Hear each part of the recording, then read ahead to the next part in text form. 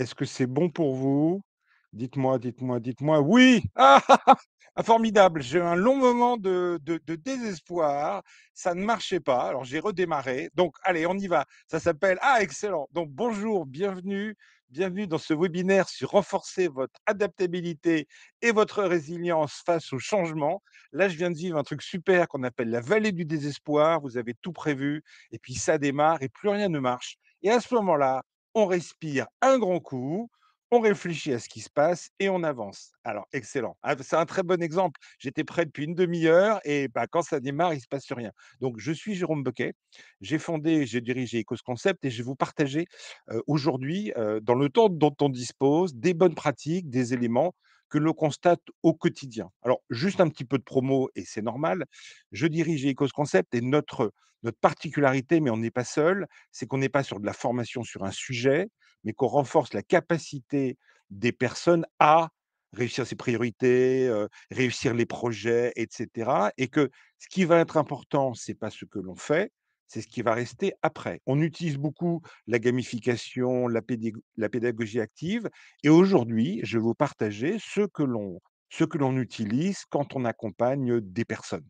Oui, très bonne entrée en matière, n'est-ce pas? C'était pas volontaire. Alors, on intervient sur le changement, les transformations, les évolutions, que ce soit pour des groupes, pour des grands groupes, sur des sujets et donc ce que je vais vous partager aujourd'hui, c'est tout ce que l'on met dans nos actions. Vous voyez, on est aussi bien en synchrone, à distance, on a un partenariat avec Youno, sur lequel on fait des formations sur manager le changement, gestion des tensions et des conflits, travailler à distance et puis on intervient aussi beaucoup pour concevoir pour nos clients des modalités qu'ils vont ensuite diffuser en interne. Alors, heu, si vous le souhaitez, sur la plateforme Webikeo et sur notre chaîne YouTube, j'ai déjà enregistré une quinzaine de webinaires. Vous voyez, il y a plein de sujets autour, de la réussite du changement, de la gestion des priorités, de sortir du flux. Mais aujourd'hui, j'ai choisi de travailler un sujet d'actualité qui est la résilience et l'adaptabilité, hein. Donc bienvenue dans un monde qui bouge. Alors c'est pas nouveau, mais ça s'accélère et il va être important pour soi et pour les autres de renforcer cette résilience et cette adaptabilité. Alors, pendant tout mon webinaire, je vais bien dissocier 2 choses, parce que souvent il y a une confusion. Le projet, alors il y a quelque part un enjeu, un objectif à atteindre, un écart entre la situation actuelle et la situation future et donc on va mettre en place un projet. Alors un projet, ça peut être 2 étapes, ça peut être 10 étapes, ça peut être un outil, mais je ne vais pas revenir sur le contenu du projet. Il peut être bien, il peut être pas bien, il on peut avoir des personnes dans un changement qui y gagnent. Je suis dans le digital, moi je trouve que c'est une super idée qu'on passe au digital. J'utilise les IA génératrices, je trouve que c'est super. Mais on a d'un autre côté, le point le plus important, c'est le changement. C'est-à-dire dans l'écart qu'on va avoir entre la situation actuelle et la situation future, comment ça va se passer, ce que l'on va faire, de façon à ce que cela fonctionne. Et donc je vais bien être à droite sur renforcer l'adaptabilité et la résilience des personnes et de soi-même, quel que soit le projet, hein. Que j'y gagne pas, que ça soit bien mené, mal mené, qu'on avance, comment on va renforcer cette capacité. Et juste pour vous donner un exemple, je vais vous raconter une petite histoire. J'étais tranquille, j'étais peinard, je réparais ma mobylette. Alors, hein, les plus de 20 ans se souviendront de cette chanson de Renaud. Autrement dit, je vais une situation que je connais. Et à un moment donné, il y a une crise, il y a un changement, il y a quelque chose qui bouge. C'est plus comme avant. Et à ce moment-là, on sait qu'on va aller vers un futur qui est plus ou moins, clair. Alors ça peut être un peu plus de la même chose, ça peut être légèrement différent, comme ça peut être on rentre complètement dans le brouillard. D'accord? Et à ce moment-là, bien évidemment, on va prévoir un plan. Alors, quelquefois, il y a pas de plan, mais en tout cas, ce qui serait intéressant, c'est qu'il y ait un plan. Mais on sait que dans la vraie vie, ça se passera jamais comme prévu et donc on va préparer un plan pour s'adapter, d'accord? Et l'objectif étant d'arriver à l'étape d'après. Sauf que, bah, ça se passe rarement comme prévu et on va avoir un truc qui s'appelle la vallée du désespoir. Alors elle peut durer 1 minute, 10 minutes, une journée, 1 an, 10 ans. Et là, par exemple, au démarrage du webinaire, quand j'ai lancé le «ça marche» et que je parlais et que vous me répondiez: «On vous entend pas», bah, j'ai eu une légère vallée du désespoir, mais comme ça fait plusieurs webinaires que j'ai enregistrés, très vite, j'ai trouvé la solution. Et là, on rentre en situation de stress, de tension. Le stress étant là par rapport à un problème, à se mobiliser. Et à un moment donné, si on a de la chance, plus ou moins rapidement, ça remonte, hein, et puis, bah, on va arriver à la situation d'avant. Et nous, humaines, on a une capacité à la résilience, c'est-à-dire, après un choc, à revenir à l'état d'avant. Et donc, juste avant d'aller plus loin, je vous présente deux, trois éléments pour vous dire que vous avez, hein, ce qu'on appelle la résilience, c'est caractéristique mécanique définissant la résistance au choc d'un matériau. Mais le plus connu, c'est Boris Cyrulnik qui a popularisé, et à juste titre, le fait qu'on est capable, en tant qu'espèce, après un traumatisme plus ou moins grand, à se reconstruire. Alors si on lit ses ouvrages, on voit bien qu'il y a des systèmes qui se mettent en place, mais ce qui va être important, c'est,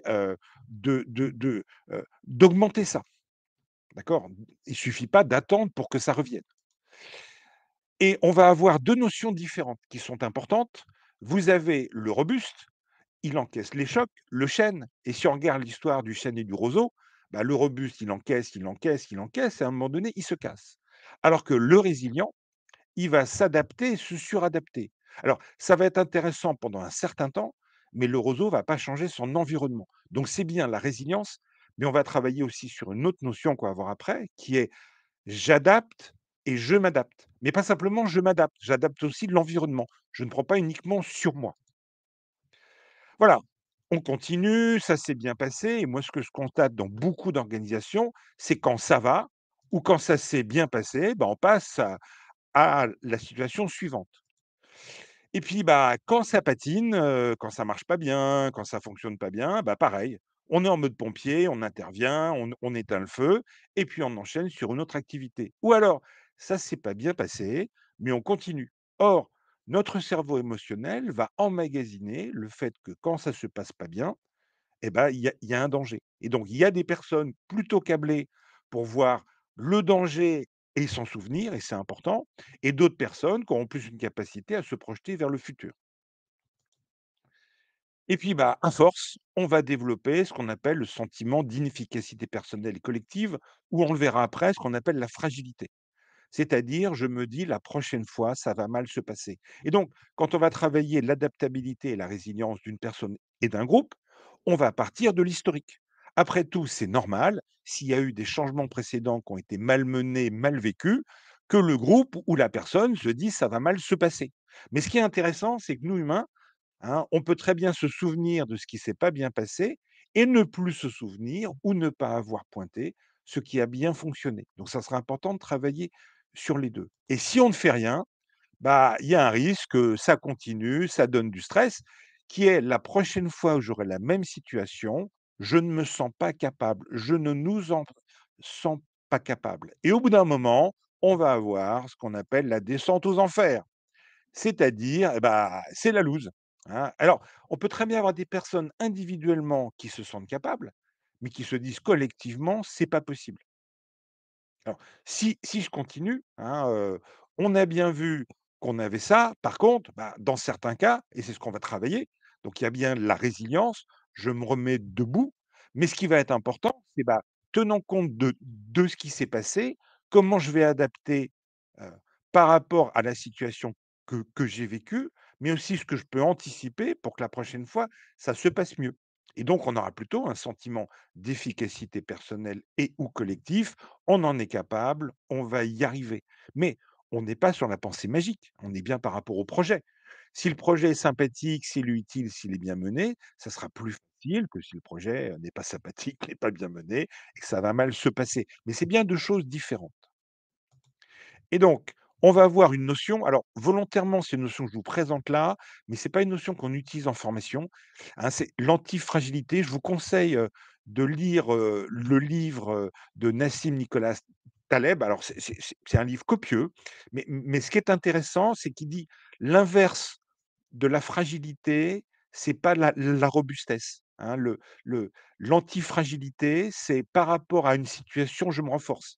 Hein, si je me protège de tous les microbes, le jour où il y a un microbe, je vais être extrêmement malade. C'est le fait d'être souvent confronté à des microbes qui fait que notre système immunitaire se défend, même si à un moment donné, on aura besoin d'aide extérieure, de médicaments et cetera. Mais un système qui se rigidifie ou qui fait à chaque fois comme avant, va devenir à un moment donné fragile. Et donc, la notion qu'il met en avant, c'est que le résilient, le robuste, il résiste au choc, mais il y a un risque que l'environnement évolue alors que lui reste comme avant. Voire, on rencontre pas mal de personnes qui se suradaptent, hein, qui continuent un peu comme le hamster dans la roue et qui, au bout d'un moment, s'épuisent. Donc ça sera important de pas toujours prendre sur soi et de mettre en place des actions pour que ça bouge. Alors que si on regarde l'antifragile, mais je vais plutôt revenir sur la notion d'adaptabilité, il évolue, il améliore l'environnement, il fait en sorte de pas simplement prendre sur lui ou de prendre sur elle. Et donc pendant, ce webinaire, j'ai bien plutôt travaillé sur le fait comment on peut renforcer individuellement et ou collectivement des personnes. Et c'est pour ça que j'ai choisi les 2 notions qu'on va voir maintenant. L'adaptabilité, c'est que je suis sur une route, j'ajuste mon comportement et mes méthodes face à ce qui arrive, et la résilience, ça sera je rebondis après une difficulté et on va voir qu'il y a des choses que l'on peut faire, que l'on peut amplifier, que l'on peut augmenter, des bonnes pratiques et cetera.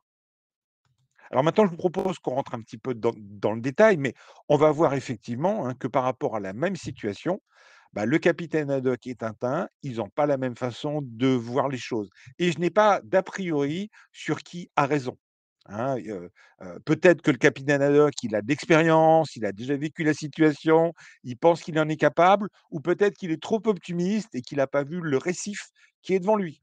Là où Tintin, peut-être que lui, c'est l'inverse. Et donc, ce qui va être important, hein, donc je vais vous partager un modèle, mais on prend du temps pour l'expliquer et cetera. On est bien par rapport à la façon dont on fonctionne en général par rapport à des changements, hein. Sur un changement, j'y gagne, je l'ai préparé, j'ai mis ça en avant, je peux l'améliorer. Ça sera très différent d'un changement imposé dans lequel j'y perds, mais on va quand même retrouver ces notions. On va retrouver donc 4 grandes zones et on a les 4 en nous, hein. Ce qui est important, c'est la proportion et il y a pas de jugement de valeur et les 4 vont être utiles, mais à mobiliser à différents moments. Je me méfie beaucoup des gens qui trouvent ça génial, qui gagnent, qui trouvent que c'est bien, surtout quand c'est les autres qui changent. J'écoute aussi les personnes qui disent, «On n'y gagne pas», mais en même temps, quand on ne voit que le côté, «On n'y gagne pas», souvent on oublie qu'il peut y avoir des gains, même dans des changements qu'on n'a pas désirés. Et par rapport à ça, on va retrouver 4 grands termes. Alors, comme tous ces termes, ils sont faux, hein, mais ça permet d'identifier, des proportions. On va avoir en haut à droite, les innovateurs ou les innovatrices qui sont des personnes qui ont une haute résilience et une haute adaptabilité en général.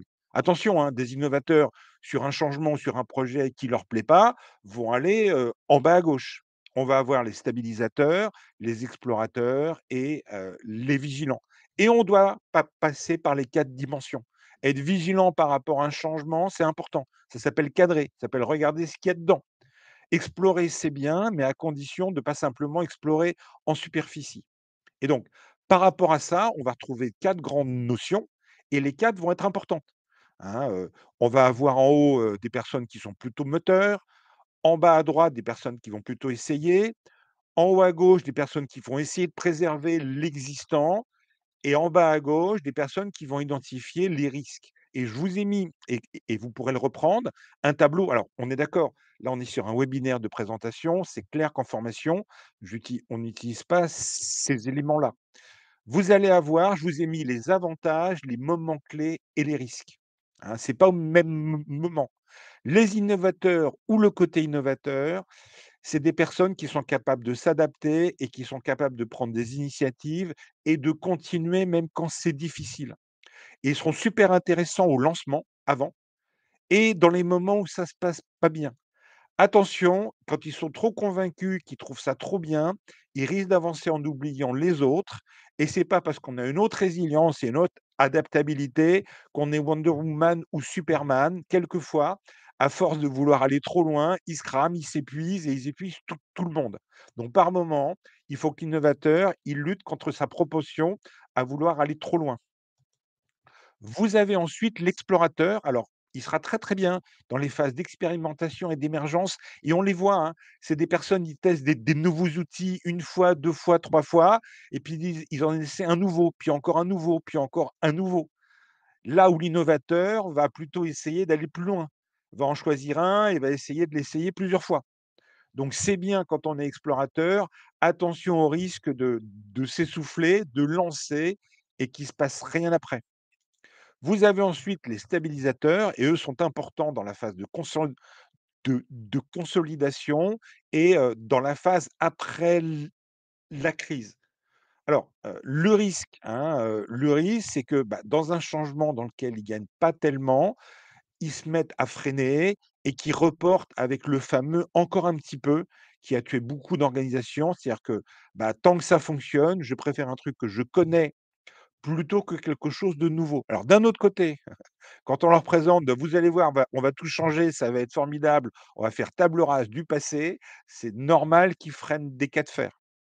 Et enfin, les derniers, qui sont aussi super intéressants, les vigilants, eux, ils sont super bons pour faire remonter ce qui va pas, parce qu'ils vont regarder, en priorité ce qu'ils y perdent et ce qu'on doit garder, là où l'innovateur et l'explorateur peuvent regarder en priorité ce qu'on va gagner, pas forcément ce qu'on va perdre. Et on va voir effectivement que les vigilants, hein, c'est important de penser contre soi-même, on va le voir après, hein, de prendre un autre point de vue. C'est pas parce que j'y gagne que forcément les autres y gagnent et c'est pas parce que j'y perds que forcément les autres y perdent. Voilà, donc on a bien ces 4 profils, on a les 4 en nous, mais ça serait intéressant de voir, d'après vous, bah, où vous en êtes. Alors, hein, si je regardais, vous plutôt, c'est quoi votre profil, prioritaire? Moi, je suis plutôt un innovateur de nature. J'aime bien essayer des nouveautés, mais j'ai appris avec l'expérience à aller dans les 2 dimensions à gauche, hein, stabilisateur et vigilant parce que, sinon ma boîte que j'ai créée il y a de nombreuses années, elle aurait disparu. Donc dites-moi, dans la conversation, quel est, plutôt votre profil? Alors vous mettez la première lettre, hein, le I, le E, le V, le S, vous pouvez en mettre plusieurs, hein, mais c'est intéressant de voir, et vous? Et dans une bonne équipe, il faut les 4. Ou alors si on n'a pas les 4, il faut passer par les 4 étapes. OK? Vigilant et stabilisateur, stabilisateur, vigilant et un innovateur avec de l'explorateur, ouais, OK, vigilant, d'accord et heu heu, si on travaille alors là, je vous montre le modèle, mais on a développé, des quiz, des activités, qui permettent d'aller au-delà, mais les 4 sont importants, hein, les 4 sont importants et qu'on va voir développer son adaptabilité et sa résilience.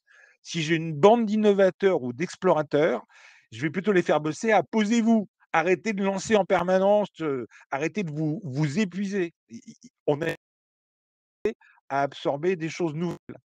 Si à l'inverse, j'ai plutôt des gens à gauche c'est très bien.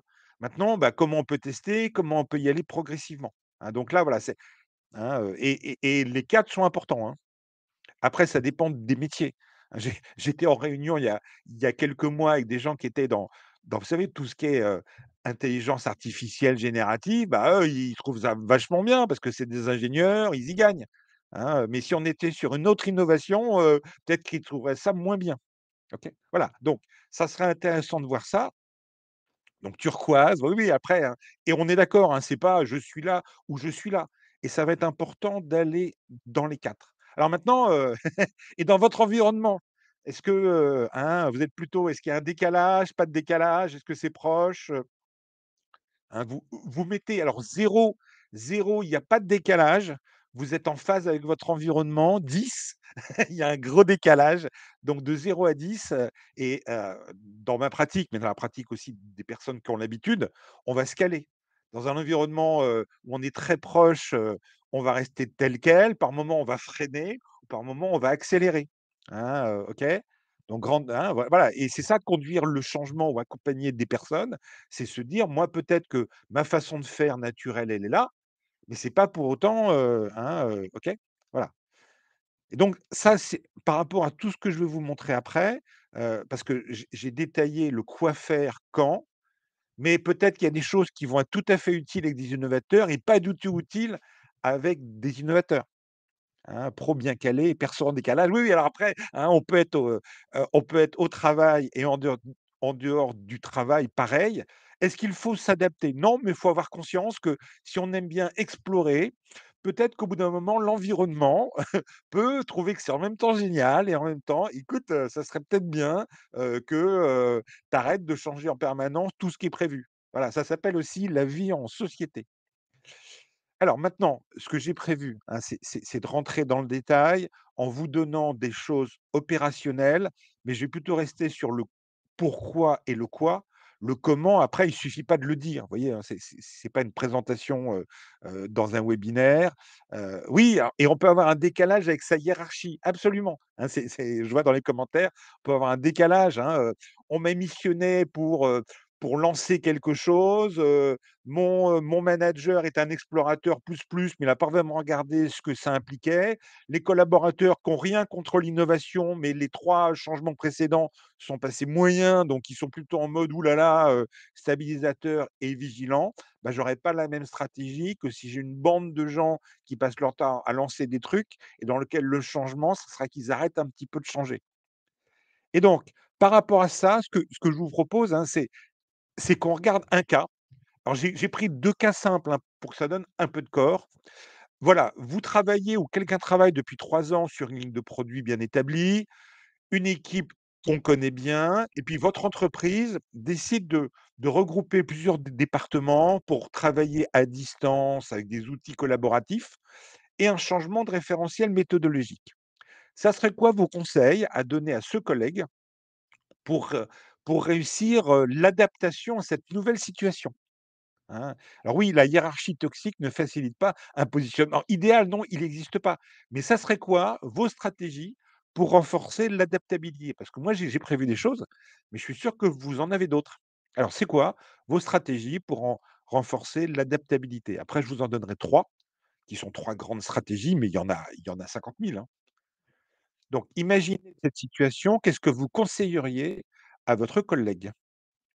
C'est aussi intéressant dans les partir du collectif pour une appropriation avec message clair. Oui, absolument, d'accord, absolument, hein, oui, parce que c'est une information, mais ce qu'il y a derrière, en parler, voir alors, il y a un souci que j'aborde souvent dans les webinaires, c'est qu'actuellement, il y a un manque de temps, hein, qui fait que, alors, prévoir des formations aux outils, absolument, hein. De quoi est-ce qu'on parle? Outils collaboratifs, si c'est des post-it qu'on colle au mur ou si c'est un truc qui va demander, 6 mois de formation. Réunion des différents départements pour voir comment ils s'organisaient. Oui, peut-être que l'écart est gros ou pas. Donner du sens, où en trouver? Parce que quelquefois, il y en a ou il y en a pas. Oui, quel est le positionnement des collaborateurs? Ouais, comment on participe? Utiliser le mode projet, hein, regarder un petit peu, donc j'attends encore un petit peu parce que alors je vous le dis à haute voix, hein, parce que ce qui est enregistré dans le replay n'est pas ce qu'il y a dans la conversation.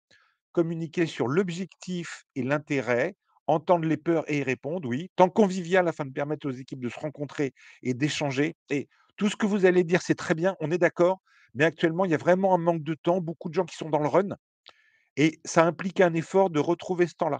Associer le collègue pour qu'il soit moteur, implication, écoute active, connaître les détails du projet, valeurs communes, voir les conditions de réussite, apprendre à se connaître, tout à fait. Voilà. Alors, vous continuez à écrire, regardez et moi j'ai formalisé 3 grandes stratégies. Alors, sur l'adaptabilité et la résilience, on peut les séparer, mais elles sont complémentaires, d'accord? Et donc je vais vous présenter à chaque fois le «c'est quoi» et des exemples de bonnes pratiques pour y arriver. Après le comment on le fait concrètement, il suffit pas de le voir, mais ça permet déjà de se dire: «Tiens, ça je le fais déjà, ça je pourrais le faire plus souvent». Alors, quand on parle de flexibilité cognitive, hein, c'est la capacité à penser contre soi-même. On a une capacité naturelle à penser et c'est très humain et c'est normal, à partir de notre point de vue, de nos habitudes, de nos biais, de tous les trucs qu'on a développés au fil des années et qui nous permettent d'aller vite. D'accord? Par moment, changer de perspective, se mettre à la place de l'autre, penser contre soi-même, c'est pas évident, d'accord? Et c'est ça, la flexibilité cognitive. Et si on regarde, on va retrouver 3 grands champs. Changer de point de vue. Tiens, bah, hein, et j'ai mis en haut à droite les grands profils. OK, moi je trouve ça bien, mais après tout, si je me mets à la place d'un vigilant ou de mon autre collègue, comment est-ce qu'il voit les choses? Vous voyez le 6 et le 9, sachant qu'on peut avoir des visions différentes et c'est le but de faire coexister des visions différentes qui permettra d'enrichir sa propre vision. Le deuxième point, c'est effectivement, bah, c'est super ce qu'on fait aujourd'hui parce qu'on a des habitudes. Puis à un moment donné, alors on verra après, c'est une autre stratégie qu'on appelle les petits pas, c'est de commencer à se dire, bah, comment je pourrais développer, mes habitudes actuelles en mettant progressivement de nouvelles habitudes. Et c'est là où le changement qu'on nous amène, s'il est très faible par rapport à ce qu'on fait déjà, sera beaucoup plus simple que s'il est énorme. Et enfin, le dernier point, hein, on a tendance toujours à voir que l'herbe est plus verte dans le champ d'à côté, hein, par rapport à un changement. On va travailler ce qu'on appelle l'ambivalence, la capacité à voir le côté positif, mais aussi le côté négatif. Je veux absolument déménager parce que chez moi, là où je suis, ça va pas du tout. Je vois le positif dans le futur et le négatif dans la situation actuelle, mais j'oublie de voir le positif aujourd'hui et le négatif dans le futur. Donc on va regarder les 2 côtés. Pas uniquement le côté négatif, mais pas uniquement aussi le côté positif. C'est ça la flexibilité cognitive. Alors après, il faut le travailler et cetera. Deuxième point qu'on va voir, alors j'ai repris, 2 auteurs, célèbres, hein, Carol Dweck et Albert Bandura. Carol Dweck a écrit sur la mentalité de croissance, le growth mindset. Alors c'est super intéressant parce qu'on voit bien que si on a suivi un parcours où toute notre vie, on a fait ce qu'il fallait, on avait des bonnes notes et cetera, il y a un risque face à une situation qu'on ait du mal à se remettre en question. Là où les personnes qui ont eu plus de difficultés, qui ont eu des échecs et qui ont appris, vont s'en sentir capables. Et elle indique bien, et on voit bien dans de nombreux ouvrages, quand on commence à comprendre comment on apprend, comment on désapprend, c'est beaucoup plus facile, hein. Mais apprendre à apprendre, c'est important. Alors je ne parle pas de mémoriser, hein. Apprendre de ses réussites, apprendre de ses échecs, voir ce qu'on a donné. C'est quoi la façon de progresser? On ne l'apprend pas forcément à l'école, on ne l'apprend pas forcément après. Et on a un élément très important, c'est Albert Bandura, c'est le sentiment d'efficacité personnelle. Est-ce que je m'en sens capable? Hein, si je pense que je suis pas bon en maths, dès qu'on m'amènera un exercice de maths, je vais pas m'en sentir capable. Et donc c'est là où en essayant différentes choses, progressivement, peut-être que je m'en sentais pas capable, mais je vais aller voir quelqu'un qui lui va me dire: «Mais oui, c'est possible» et on verra que c'est un autre élément. Alors, comment faire? Eh ben, on va remplacer le «je ne peux pas» par «je ne peux pas encore». Ah, c'est voilà, je ne suis pas bon en, OK, OK, je vais pas devenir champion du monde du jour au lendemain, mais bah, peut-être que, avec un petit peu de pratique, les 20-80 sur les deux trois trucs, bah, je pourrais commencer. Pareil, à droite, je vous ai mis le feedback, hein, avoir un retour. Quand on me fait un retour, me dire: «Mais finalement, il y a quoi dans ce retour? Comment je peux m'en servir pour progresser?» Prendre du recul aussi. OK, ça a pas bien fonctionné, mais finalement, qu'est-ce que j'apprends? Et c'est pas simplement j'apprends que je suis pas bon. En quoi, qu'est-ce qui est alors on le verra après, en quoi c'est lié à moi? En quoi c'est lié à d'autres personnes? Sur quoi je pouvais agir? OK, il y a une erreur, mais est-ce qu'elle était évitable? Si elle était pas évitable, si j'ai fait de mon mieux, bah, le recul que je vais avoir, c'est, bah, j'ai fait de mon mieux. Mais c'est pas suffisant et aussi, s'entourer de personnes comme ça. Vous avez, une vidéo et des bouquins extraordinaires de Philippe Gabillet sur Éloge de la chance, Éloge de l'optimisme, que je vous conseille de lire ou de regarder ces vidéos où il parle bien il y a des personnes qui sont des radiateurs, c'est-à-dire qui diffusent de la chaleur, puis il y a des personnes qui vous drainent, hein. Donc plutôt s'entourer, de personnes, qui ont envie de progresser et cetera.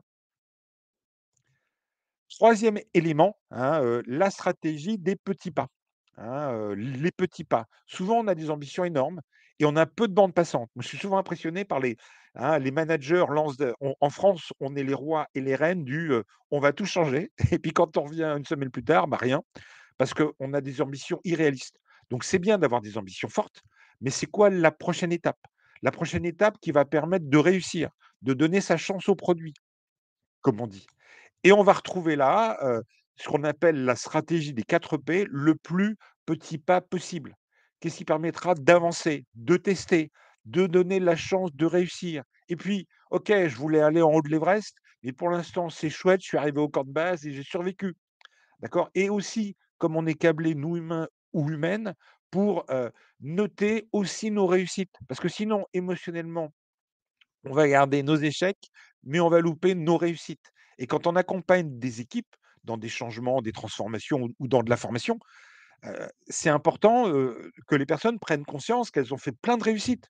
Or, on est câblés, nous humains, pour se souvenir de ce qui a pas fonctionné. Donc maintenant, si je reviens sur le cas que je vous ai présenté tout à l'heure, mais de façon très simple, hein, bah, on va avoir dans un premier temps et vous l'avez dit, bah, explorer, aller voir. Tiens, qu'est-ce qui change? Qu'est-ce qui change pas? Peut-être que ça change pas tellement que ça, peut-être que les autres, ils ont la même façon de faire. Puis tiens, bah, comment ils fonctionnent? Est-ce qu'il y a des différences?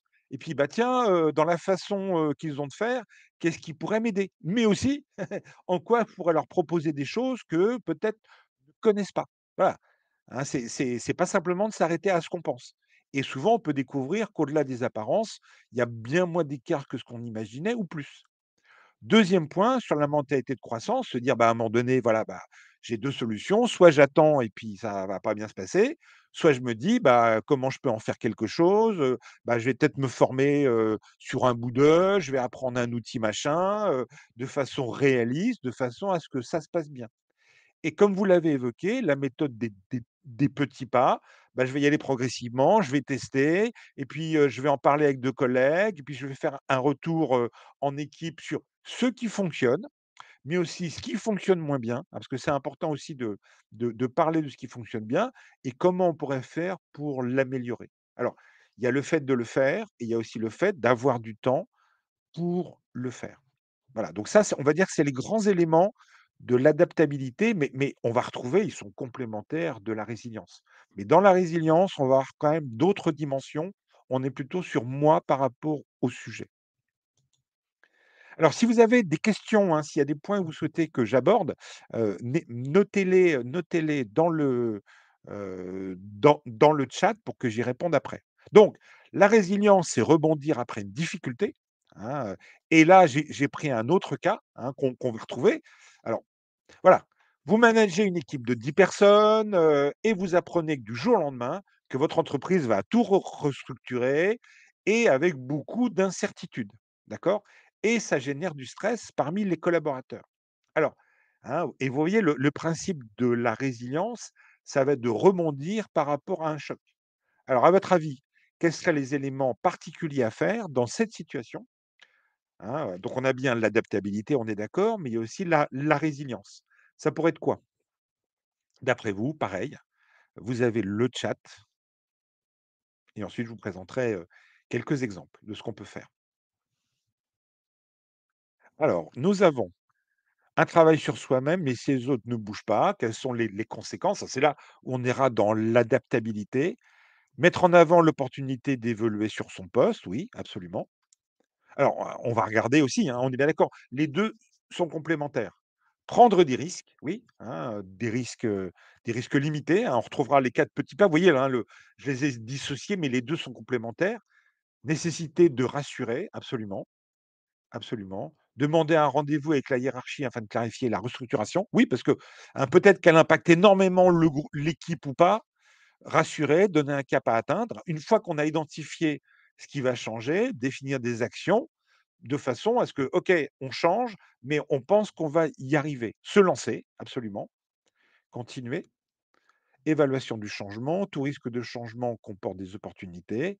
Montrer les capacités de l'équipe, oui, pour la rendre indispensable, hein. Très souvent, il y a des équipes super, qui se sont fait un peu oublier par manque de temps ou parce qu'en France, on ne sait pas se mettre en avant et bah, mettre en avant ce qu'on fait, ce qu'on faisait déjà. Prendre son courage en main, persévérer, absolument, voilà. Donc, si on regarde et ce que je vais vous présenter, elles sont complémentaires des 3 qu'on a vus avant, d'accord? Premier élément qu'on va avoir et c'est une notion importante, alors je vous ai mis il y en a peut-être qui connaissent pas, mais c'est une comédie musicale, hein, dans lequel Gene Kelly, c'est Chantons, je crois que c'est Chantons sous la pluie ou Un Américain à Paris. Non, non, c'est Un Américain à Paris, et à un moment donné, il est sous la pluie et il chante et il est heureux. Bah, parce que lui, il a compris que quand il pleut, il peut avoir un parapluie, mais ça sert à rien de crier, il changera pas le fait, qu'il pleuve. D'accord? Donc on va regarder, ce que l'on contrôle, moi, mes réactions, hein, c'est ce que vous avez dit, ce qu'on peut influencer, ce que je peux faire avec mon manager et cetera et puis, bah, ce qu'on peut pas influencer, hein, voilà, c'est ce sur quoi on peut pas aller parce que trop souvent, on perd de l'énergie sur ce qu'on peut pas influencer, hein, et c'est très bien, il faudrait, il y a qu'à et cetera, c'est très, très bien et pourquoi pas, mais plutôt OK et concrètement, qu'est-ce qu'on fait? Et donc, hein, on va lister donc les préoccupations actuelles et puis se dire, bah, sur lesquelles on peut agir. Alors le contrôle, moi, par rapport à ça, j'y vais, je pose des questions et cetera. Mais sur quoi je vais influencer? Bah, aller voir l'équipe projet, se renseigner auprès de collègues, se renseigner auprès de son manager pour voir qu'est-ce qu'on peut faire, comment on peut faire. Et puis et puis se dire: «OK, mais finalement ce changement dans 10 jours, dans 10 mois, dans 10 ans, qu'est-ce que ça donnera?» Et nous, on est capable, hein, de se projeter et très souvent, on se rend compte quand on accompagne des changements que nos clients ont en tête, on va déployer tel truc, mais ils ont pas forcément pensé à ce qui se passerait 6 mois plus tard. Et quelquefois, quand on pose la question: «Mais, comment on va aller du déploiement à 6 mois plus tard?» On se rend compte que, bah, non, on va déployer la nouvelle organisation, le nouvel outil et puis ça va bien se passer. Et quand on propose ensuite des actions, c'est souvent très bien pris. Donc voilà, premier point, bien dissocier sur quoi je peux agir, ce que je peux influencer et ce qui est en dehors et sur lequel on va agir quand même, mais moins. Autre piste et ça c'est très important, hein, le avoir du réseau. Avoir du réseau, or trop souvent, on attend que ça se passe pas bien pour activer son réseau, hein. C'est impressionnant le nombre de personnes, qui me contactent ou qui contactent d'autres personnes alors que c'est trop tard. Et on aura bien le soutien émotionnel, c'est important, le soutien informationnel sur le quoi faire, hein, et puis le soutien instrumental sur le concrètement comment faire. Or ce réseau, il s'entretient, hein. C'est comme tous les réseaux, il faut donner avant de recevoir. Et par rapport à ça, ce qui va être intéressant, c'est pas d'avoir 50 000 amis, hein, ou 50 000 relations, sur LinkedIn, mais c'est d'avoir identifié 2, 3, 4, 5 personnes, qui tiennent la route, de temps en temps échanger avec elles, hein, se rendre disponibles quand elles ont besoin. Alors je sais, on manque tous de temps, mais moi je vois très très clairement, hein, ceux qui disent: «Oui, oui, oui, oui», et puis quand on leur demande de l'aide, ils sont jamais disponibles, de ceux qui investissent. Et on est bien d'accord, investir sur les bonnes personnes, parce que quand tout va bien, tout le monde est bon. On va investir sur des personnes qui, quand ça se tend, continueront à être dans notre réseau, hein, et comme tout ce qui se passe en banque, si je demande du crédit, il faut d'abord que j'ai versé, un peu d'argent sur mon compte. Donc créez votre réseau de façon mais attention, s'il y a des personnes, vous sentez, qu'elles sont avec vous uniquement parce qu'elles profitent quand tout va bien, souvent, c'est quand ça se tend un peu qu'on voit, ses vrais amis, hein, les vraies personnes qui vont nous aider. Troisième élément qui va être important et vous l'avez évoqué, donner du sens. Alors il y a des fois, il y a du sens, on sait pourquoi, il y a des fois, on ne sait pas. Et on va donc reprendre ce qu'on avait avant, ce qui dépend de moi. Qu'est-ce que ça m'a appris? Et vous voyez, je vous ai mis à droite le cycle de Kolb, qui est un cycle qu'on utilise dans l'apprentissage. On n'apprend pas de l'expérience. En tout cas, c'est pas suffisant. On apprend en prenant du recul, en débriefant. OK, ça s'est pas bien passé, mais qu'est-ce que je retire comme enseignement à faire autrement, à ne pas faire? Si ça revenait, qu'est-ce que ça donnerait? Moralité, ça s'est pas bien passé, mais j'ai identifié un peu comme des militaires, hein, il y a une défaite, bah, qu'est-ce qu'on apprend de la défaite qui va permettre la prochaine fois éventuellement de pas avoir de défaite? D'ailleurs, les grandes défaites militaires dans l'histoire, des réussites, des réussites, des réussites, le monde change et à un moment donné, on continue à faire comme avant et on se prend une défaite, hein. Ensuite, dernier point qu'on va avoir et on a beaucoup de participants et de personnes qu'on accompagne en ce moment, on voit bien que dans leur cerveau, c'est un peu le chaos, hein, et c'est compliqué quand on est en crise d'avoir ce recul. Et donc le quatrième point qu'on va voir et je l'ai un peu détaillé parce que c'est super important. Vous voyez à droite, on a beaucoup travaillé sur la déconnexion numérique avec nos clients parce que quand on est tout le temps en train de courir, tout le temps, assommé de mails, de SMS, de work chat, de des et cetera, on n'a plus le temps. Donc à un moment donné, se couper des informations anxiogènes, hein, se vider la tête, truc très simple, vous voulez bien dormir, bah, notez sur un post-it votre idée, votre cerveau vous laissera tranquille, le fait d'écrire. Attention, ce qui est urgent n'est pas forcément important. C'est sympa le matin de se prendre un petit temps de respiration et puis le soir ou en fin de semaine de regarder, bah, j'ai pas tout fait, mais c'était bien et ça avance et c'est pas parce que c'est urgent qu'on va le faire tout de suite. Quelquefois, laisser refroidir, regarder un peu ce qui se passe, peut être une bonne stratégie. Alors, si je reprends, hein, par rapport aux bonnes pratiques, on va avoir, bah, 1er élément, regarder, bah, ce que je peux contrôler, hein. Je peux maintenir la motivation de mon équipe, je peux clarifier les informations, mais aussi voir avec l'équipe ce qu'elle peut contrôler. Bah, elle peut peut-être, préparer, moi je suis intervenu dans un site où la direction avait dit 3 mois avant: «On va tout changer» et 3 mois après, ils avaient rien dit. Ils étaient pas revenus. Il y avait un stress terrible. Et je les ai fait travailler sur, bah, qu'est-ce que vous savez et comment être prêt pour que le jour où la direction va revenir, vous soyez force de proposition. Et quand la direction est revenue 3 mois après, ils ont été c'était une direction qui n'était pas dans le même pays, hein. Ils ont été extrêmement étonnés et agréablement surpris de voir que les Français avaient prévu des plans d'action dont la plupart se sont réalisés, même si certains, ont été faits plus tard. Vous avez ensuite réseau de soutien, bah, c'est là où effectivement, hein, plus je connais de personnes, informées et cetera, partager, échanger, savoir où on en est, savoir ce qu'ils savent déjà, ce qu'ils ont déjà fait, sortir un peu de soi-même en ayant des idées extérieures. On aura ensuite donné du sens. Qu'est-ce que je sais par rapport à cette décision? Mais aussi, bah, une fois que la décision est prise, hein, comment on peut faire de cette obligation ça peut être l'occasion d'améliorer le jeu, d'opposer certaines choses. C'est-à-dire, hein, on retrouve bien le côté ambivalence, hein, comment faire contre mauvaise fortune bon cœur.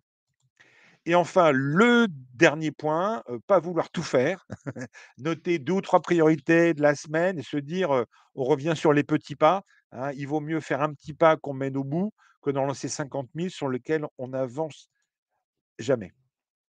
Alors, on arrive au bout de ma présentation qui a démarré avec quelques retards. Donc on retrouve bien, hein, et ils sont complémentaires. On va avoir d'un côté l'adaptabilité et la résilience. Si on fait que de la résilience, c'est bien, mais on prend sur soi. Si on fait que de l'adaptabilité, on bouge. On est bien sur les 2.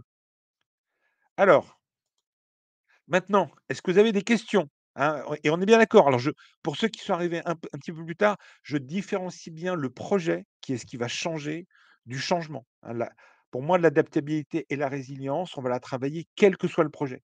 C'est bien renforcer, hein, on va aller en montagne, bah, avant d'aller en montagne, on va renforcer la capacité des personnes à réussir, quand elles vont en montagne, en forêt. Après, est-ce que le projet, c'est d'aller en haut de l'Everest ou c'est de grimper la colline qui est à côté? C'est autre chose et moi je trouve qu'il y a trop peu d'organisations qui investissent dans le fait de renforcer la capacité des personnes à réussir les changements. Alors, est-ce que vous avez des questions? Est-ce qu'il y a des points sur lesquels vous aimeriez que je revienne? Dites-moi. Dites-moi, dites-moi, dites-moi. Je constate qu'il y a beaucoup de femmes, où ça? Dans le chat ou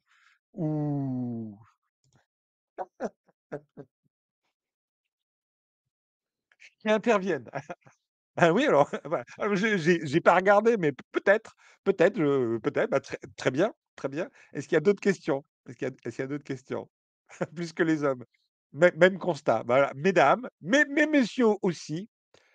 Alors, pourriez-vous noter oui, alors là, je vous conseille de lire le livre de Carol Dweck, hein, qui est sur l'esprit de croissance. Alors vous l'avez en anglais, mais vous l'avez en français. Vous avez le livre de Nassim Nicolas Taleb sur le cygne noir. Je vous partagerai ça, hein. Beaucoup de travail psychologique à réaliser. Alors, pas tant que ça, hein, on est bien d'accord. Moi, ce que je vous ai partagé, c'est des choses qu'on va mobiliser pour aider les personnes à mieux vivre le changement, hein, moi, je suis pas un psy, je suis pas là pour ça, mais en faisant travailler des choses opérationnelles et concrètes, ce qui est intéressant de voir, hein, c'est que ça permet de mieux vivre des situations, des changements ou autres. Alors, ce cela fait 2 ans que nous sommes en organisation des changements tous les 3 mois.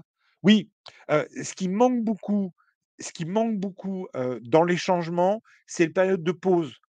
On se pose en regardant ce qu'on a réussi dans le changement, mais aussi et surtout, comment est-ce qu'on va réussir, à capitaliser les bonnes pratiques qu'on a eues dans le changement. Qu'est-ce qu'on a bien fait? Hein, ce qu'on appelle le contrôle technique du véhicule, ce que les agilistes appellent la rétrospective. Trop souvent, on a réussi le changement, on continue. Alors, partager le support, oui, alors je vais vous repartager la première page, mais déjà, ce qui va être important, hein, ce que je vous propose, à l'issue de ce webinaire, prenez quelques instants pour vous dire: «Tiens, suite à ce qu'on a vu, bah, c'est quoi les 3 actions concrètes que je pourrais faire?» C'est quelque chose qu'on fait systématiquement quand on accompagne. On leur dit: «Voilà, maintenant qu'on a vu ça, les 3 choses simples que vous allez mettre en œuvre et sur lequel on pourra rapidement voir ce que ça donne. C'est quoi vos 3 forces personnelles par rapport au changement, à la transition? C'est quoi finalement ce que vous avez, réussi au fil des années?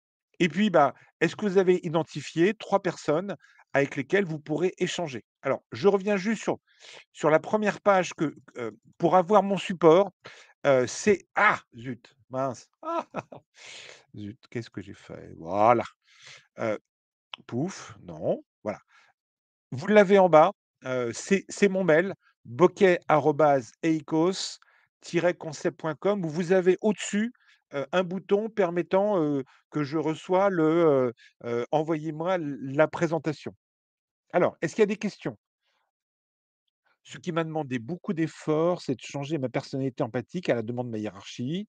Ils ne sont pas à l'écoute. Comment arriver à leur faire comprendre qu'on peut être bon en étant soi-même? Alors là, vous êtes, Karine, sur ce qu'on appelle le point de vue. Hein, on a encore des personnes qui pensent que pour être un bon manager, pour être un bon commercial, pour être un bon chef de projet, il faut, heu, il faut être directif, il faut donner les choses et cetera. Alors il n'est pas disponible, donc alors hop, alors j'ai dû me tromper, vous voyez? Je vous mets mon mail, vous m'envoyez un mail et vous l'aurez, hop, ah! Concept.com. Voilà, vous me l'envoyez, hop, je vous mets dans la conversation et donc, hop, Bokeh voilà, ça c'est mon mail. Existe-t-il des tests où on en est en termes de résilience? Oui, alors il existe des tests. La différence, c'est que, attention, parce que c'est de l'autodéclaratif, hein, moi j'en ai fait plusieurs et c'est intéressant parce qu'à la fin, on va avoir un résultat, mais ce qui est important, c'est d'identifier, par rapport à quoi? Hein, je vous l'ai dit tout à l'heure, on peut être vigilant. Moi, je suis vigilant par rapport à plein de choses, par rapport à plein, les IA, le digital learning, la pédagogie active. Si vous regardez ma communication sur LinkedIn, alors j'ai un peu arrêté, mais à une époque, je disais beaucoup de mal du jeu pédagogique et de la gamification pédagogique, c'est-à-dire l'usage du jeu en formation. Alors que je suis un expert de ce sujet et que je pratique depuis les années 90. Pourquoi? Parce que maintenant, c'est utilisé quelquefois n'importe comment, n'importe quoi. Donc oui, si c'est mal fait, faut éviter. Par contre, à condition de bien le faire, ça peut être super efficace. Donc on pourrait croire que je suis vigilant ou je suis conservateur, mais pas du tout. Si c'est utilisé pour progresser, ça sera super utile. Pareil par rapport au test. Le test sera intéressant pour se donner une vision, mais ça sera intéressant de se dire après concrètement, qu'est-ce que j'ai besoin de renforcer? Alors, l'authenticité est-elle une bonne stratégie? Alors, il y a une compétence que vous devez absolument développer, c'est savoir survivre en milieu hostile. Hein, dans les organisations, ça s'appelle l'intelligence situationnelle, hein, l'intelligence situationnelle, c'est toutes les choses sont bonnes à dire, mais ça dépend avec qui.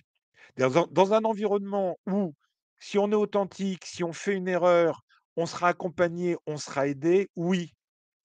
Dans un environnement où si on est authentique et si on fait une erreur, on va se faire flinguer, ça, c'est pas bon.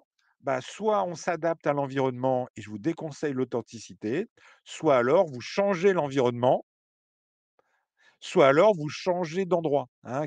Quelquefois, être trop résilient et trop adaptable fait qu'il y a beaucoup de personnes qui prennent sur elles parce qu'il vaut mieux ce que je connais, hein. Vous savez ce qu'on appelle la cage dorée. Si je connais la situation, elle est pas bonne, mais finalement changer, c'est un risque.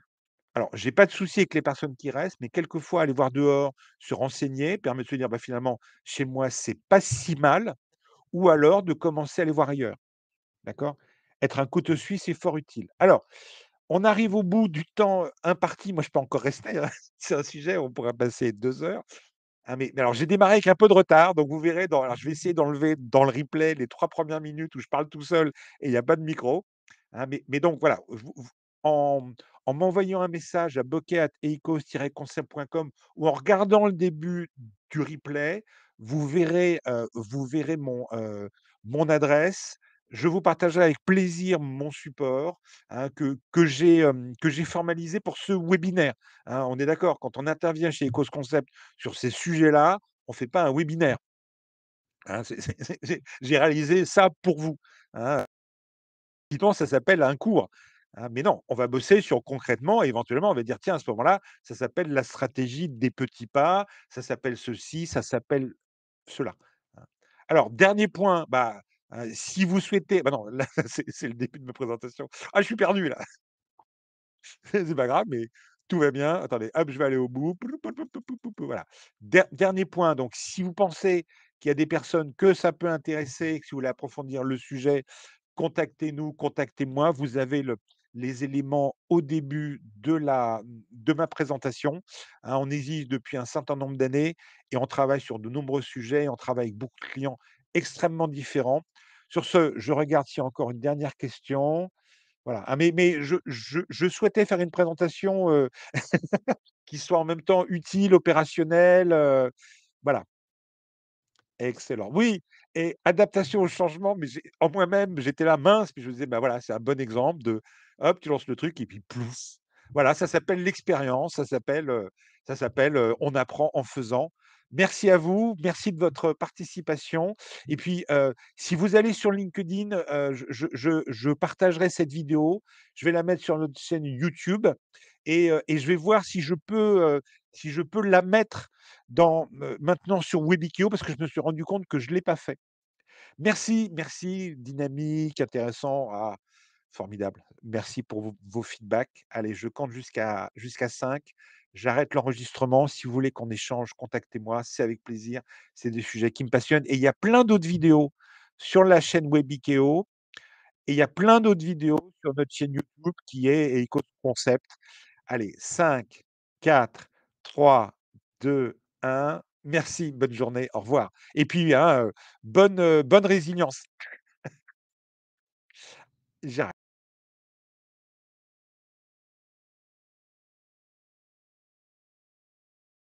Est-ce que vous m'entendez maintenant? Est-ce que c'est mieux maintenant? Dites-moi si vous m'entendez.